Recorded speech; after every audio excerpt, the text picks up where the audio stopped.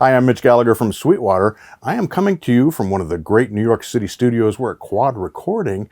Our special guest right now, Michael Leonhart. It's great to see you, man. Great to be here. Appreciate you coming down. Trumpeter, composer, arranger, producer, slash, more titles, and also the youngest Grammy winner. Did I see something about that? I think for a minute that was it. I think some Leanne Rhymes or something like took the mantle, which is just fine. But you held it for... I held it for a minute there, yeah. Like when you were 17 years old. Yeah. That's amazing. And since then, more than 250 albums and soundtracks and of course all the different projects you're involved in. You've been playing with Steely Dan since '96 on their albums, and man, we got lots to talk about. There's lots been going on. Let's go. Yeah. So you come from a musical family. How'd you get started with trumpet?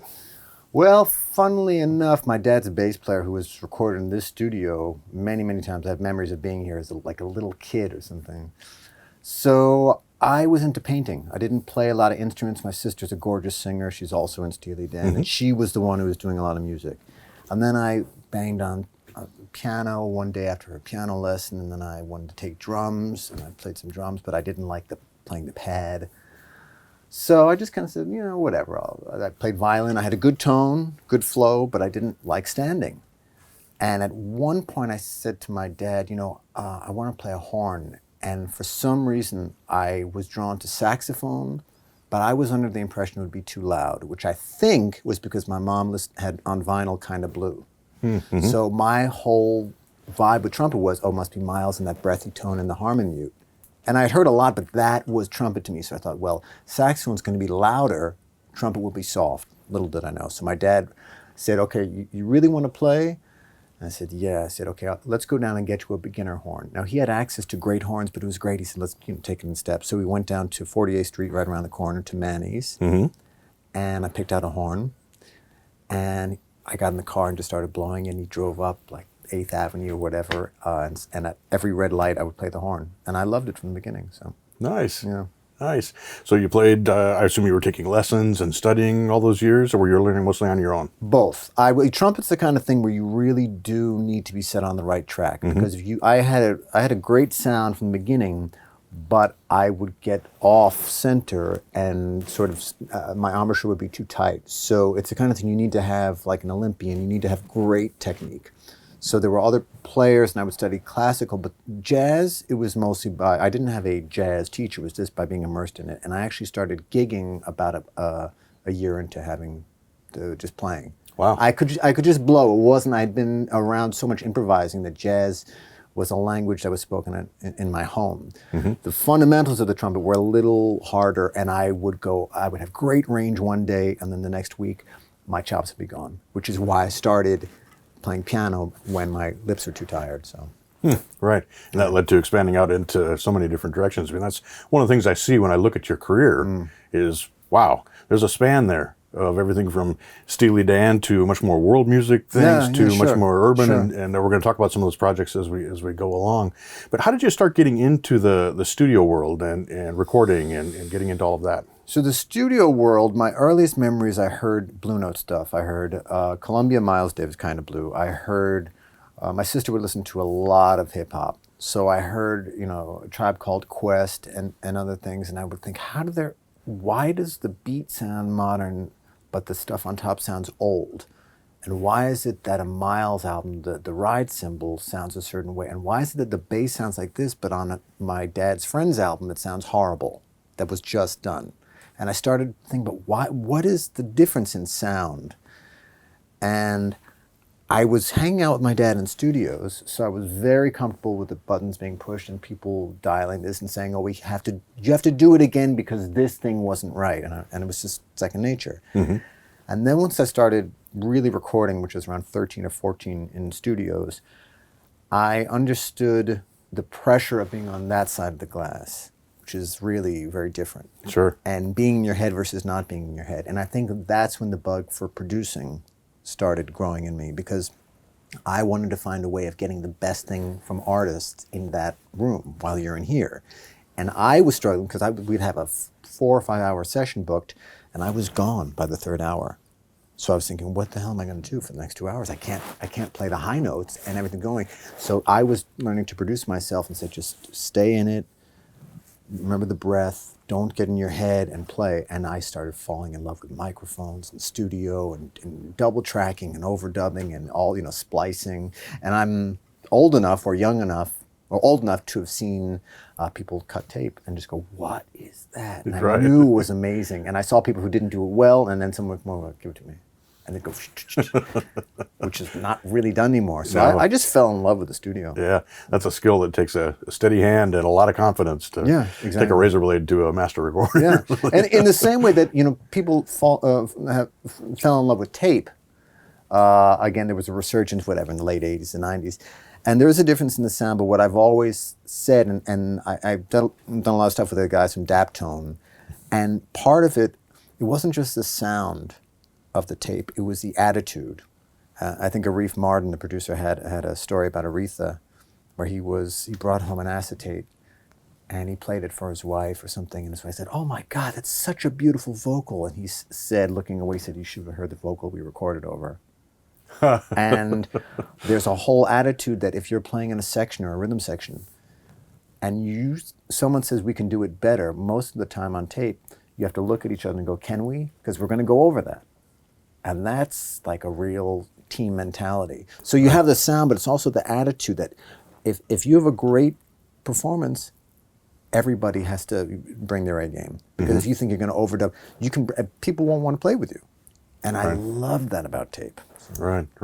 Do you try to maintain that attitude in the modern productions that you're doing? Because you're very prolific. I mean, you're putting out a lot of recorded music. Is that your approach? It is my approach. I'm guilty of slipping into the modern thing. And I actually, the nerd in me, I print out pictures of Tascam 388s and weird machines. So I'm sitting there and I see the 8 tracks and it clicks in my brain. I have to go, I approach this like there are 8 tracks.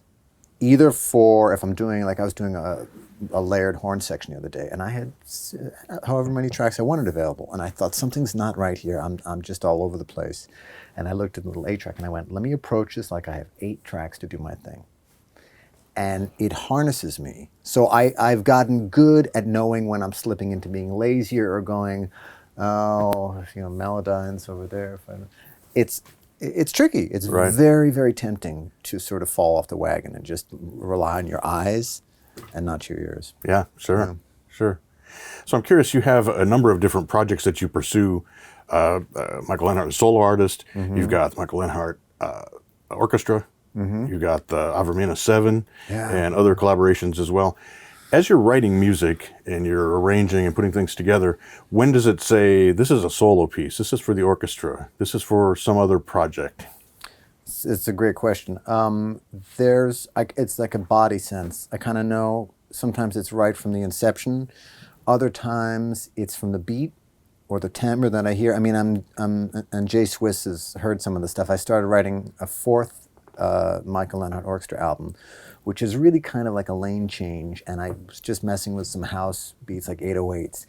And it's very different than a lot of stuff. And I keep on thinking, where am I veering off? And I say to myself, I have a year to work on this, whatever. It doesn't have to come out. For right now, I'm just going to go wherever I want sonically. And it's just as you're asking, I'm not sure which lane it's right for, if any. I have a feeling that I can sculpt it into the orchestra, but I get a sense early on, and sometimes, and it's kind of sexy when I don't know what lane it's going to go into. But when you have 4 or 5 projects, it becomes, I just feel it in my gut, like this is something that Jay could write over. This is something that would be great with just a small group. This is something that the orchestra would be beautiful, and this is something, okay, maybe this is something for another artist, so. Right, yeah. It's like a painter in their studio reaching for brushes, and after doing this for however many years, 30 years, I start to get a sense in my gut, and I know, okay, and there's also a sense when I say, this isn't very good, and that's okay, but I'm just going to put that on the B pile. I just let it go. Right. What's interesting about all of them is how eclectic they are, both in the musical approach and the sounds that you choose and the influences you bring in. You might think the Michael Leonhart Orchestra is a big band, but yes, they are. But there's all this other stuff as well that's sitting on there. And Elvis Costello is guesting on a track, and the new album Dorman Suites has guest artists and things in that change the character of what's going on there. Yeah. How much of that is planned and how much of that is just happening? How do you mean the guest art, the direction? Well, the direction and including all the eclectic different things that you bring into the mix. With the orchestra album, they're so vast that if you notice, I've sort of boxed myself in with these suites because it provides like a format that I can't go out of, like the way Jack White works with his combinations of three. And it keeps him in this framework so that he's not going just everywhere. And I've noticed in my 20s, I had a tendency to just go everywhere. And it's cool, but it's a little all over the place. So with the orchestra, as I'm planning suites, I have a sense of where it's going to go and what's not going to work. Almost like those little cookie cutters, you know, like this is not going to fit in this little frame and I can do whatever I want inside. So with something like when it involves vocals, it's different. When it involves a singer, it's very different. With Elvis, once he came on board for Shut 'Em Down, I had a sense of, okay, this is going to work on the verses, and this is how we'll approach it, and this is how we'll orchestrate it, and let me write this, and then he'll come up with his melody and his lyrics, and then I'll take it again, and it's like, that's architecture, you know. So it is, there's a lot of spontaneity matched with a lot of planning, because otherwise it's all over the place. You know? Do you go in with pretty complete arrangements and charts and everything notated and scored out? Everything is notated, but I leave a lot of room to play. You know, I've done quite a few projects, and I'm actually preparing to possibly go over to do some things with the European bands, and that's different. There you have to have everything like 95% notated. With my group, it has an Ellington kind of vibe where I know who's going to be on bass clarinet and who's going to be on lead trumpet. So lead trumpet will have everything written out, so that he or she can, you know, just play it and give the top note. And the other things will have a lot of room for wiggle room so that they can add their 2 cents. Right. So, and I always loved that about the Ellington things, you know, that he wrote it, but he left room for his players to give something, the same way you would let actors change the dialogue a little bit. There are exceptions, but for the most part, it's about 90% written out, and then we change it. Right. And how is that different from a project you mentioned, JSWISS, and you guys had the Alchemy EP, and I think Bonafide just dropped, right? Yeah. Like yesterday or last, as we're filming this anyway. Fantastic productions and songs and albums and things. Talk about how those kind of collaborations work. The collaboration with JSWISS? Yeah. That I need to really leave a lot of room, because what he and I, whether it was a tacit agreement, is like it has to have, at the end of the day, it has to have that heartbeat, the boom bap of old school hip hop. And I've honestly never been turned on by modern hip hop that is very intellectual and orchestrated, but doesn't make you feel great. It's fine. It just doesn't. I'm not going to listen to it. So the trick is to always get something underneath that is this foundation that moves you. And then whether it turns him on to do something, and now we're here. And then usually from there, is there going to be a B section? Where's it going to go this way in the landscape? Before there's orchestrating, before there's all this, where's the A, where's the B? What's the sense of form? And once that's in place, now there's orchestrating. It's a little different. It's more driven by, like, you know, sampling and messing around and eyes closed than usually pen to paper, because I still want to go by things that are off the grid and what my gut dictates, rather than sort of sitting at the piano and orchestrating this. I want the bottom layer and the top layer. And there was a very funny story many years ago. I was in the studio with Donald Fagen for like 18 months for his Sunken Condos thing. And someone said, oh, it must take forever looking at the Pro Tools grid. And I said, there's no looking at the grid. It takes forever. But he's off with his eyes closed saying the hi-hat's wrong. I said, so it is very slow, but it's not with your eyes. And it's tedious and it's hard and things get thrown out, but I respected the shit out of the fact that he is listening and not looking. And it's the same thing with hip hop. Once I start really looking and writing too much, the groove starts to get a little square. It still has to have that old feeling of, I remember for years I had the MPC 2000, and I would just sit there and the off-kilter beats, I loved it. Right. So it needs to have something that's a little upside down. And once that's in place, and once his vocals and his lyrics and his form are there, now. Then you go orchestrate. Right. But that's usually the process. Right. Yeah. Right. So a couple other things I have to ask you about. You mentioned Sunken Condos, and you co-produced that. Yes. And that's an interesting chair to sit in, and you, as you discussed a little bit there, but I've known many of the engineers who worked on earlier Steely Dan projects. And some don't make it. Yeah. Some don't. Yeah. Yeah, it's got to be an interesting thing to be in the room and part of that whole production. Oh, it's nuts. It was totally nuts. And I've known Donald long enough that in some ways he's almost like an uncle. And in other ways, he's the boss, you know. But you have to shift. I mean, he needed me there to tell him that's not a good vocal or question lyrics. Now, I didn't write lyrics with him, but he needed a sounding board. And luckily, I'm very comfortable telling him no. And I think he respected that. And there would be days when he would come out and just shake his head and go, "That it's not there, let's call it." Just let him go. And it was funny that at that time my son was about 9 months old.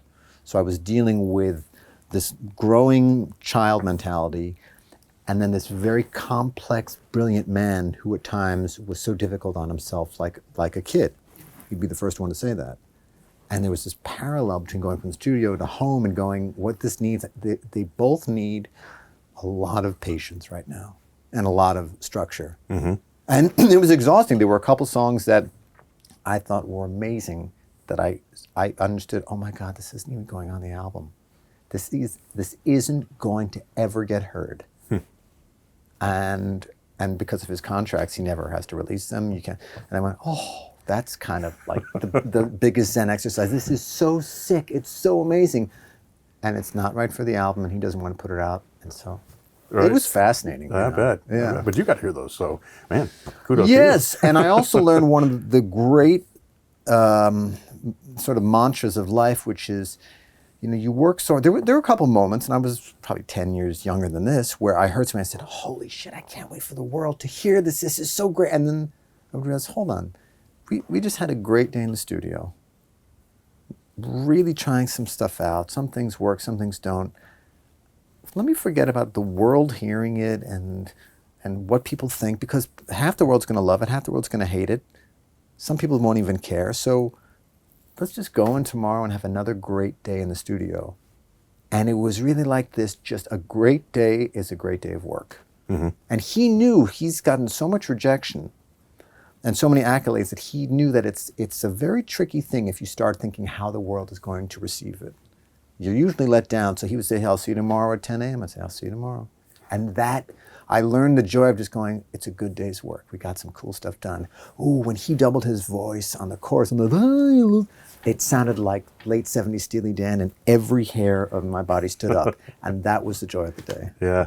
Yeah, that's a great perspective for any musician and composer is to, it's not a workmanlike, but it's a craftsman approach to it in a sense. That you're coming in, you're working for the day, and that's how you result in your art at that point. Yeah, so like a sculptor or a painter or someone building something on the street. Yeah. You know, it's like there's a certain just focus. It's very easy to get lost in, oh, this is a hit song, or this is great, or we're doing something that's never been heard.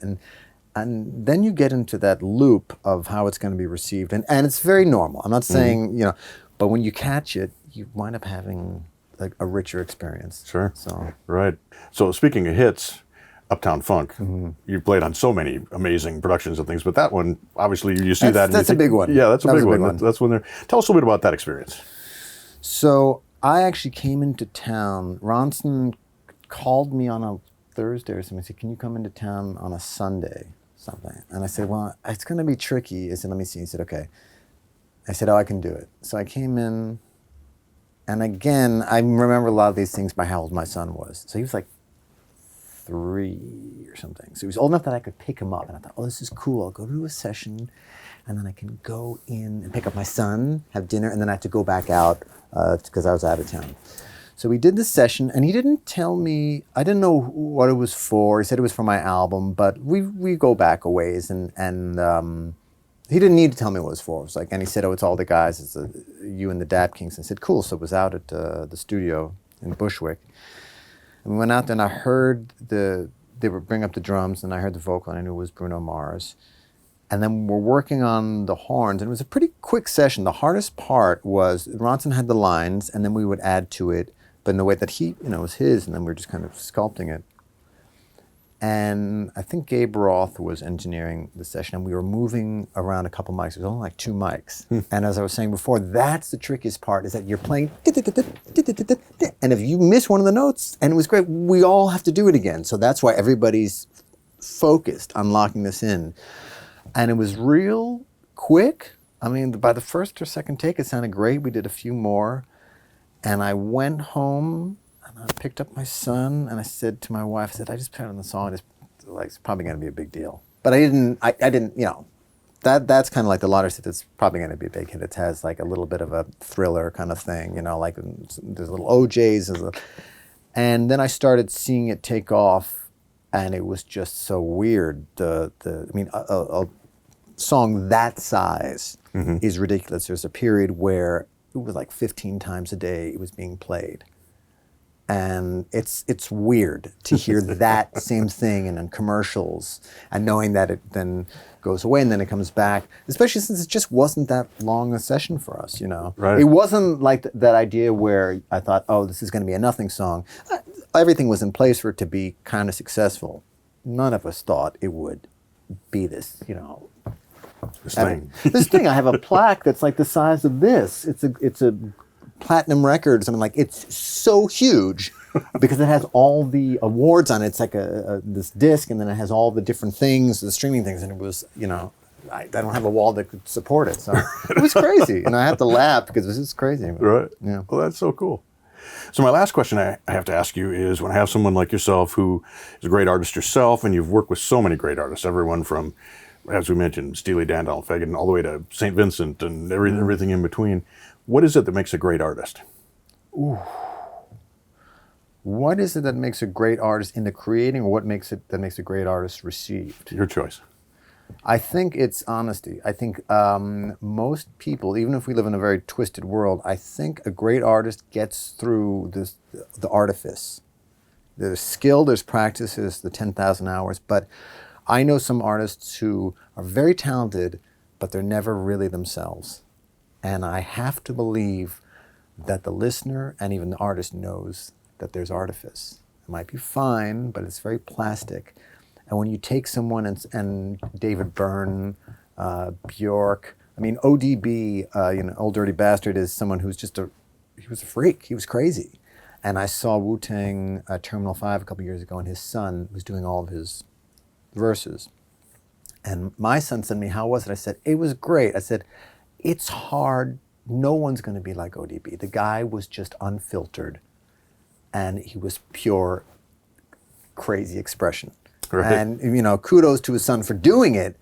But like, when you have this raw expression, sometimes it borders on manic, which can be dangerous. But people that are just unfiltered, the willingness to fail, the willingness to kind of fall back and trust that you yourself are catching yourself, that's huge, because we all are afraid of looking bad. It's like most of us. I do have a theory that people that get up on stage, about 99% of them are messed up, in the sense that you do it because some part of you wants to have acceptance and feel that love. Yes, it's expression, but you could do that in other places.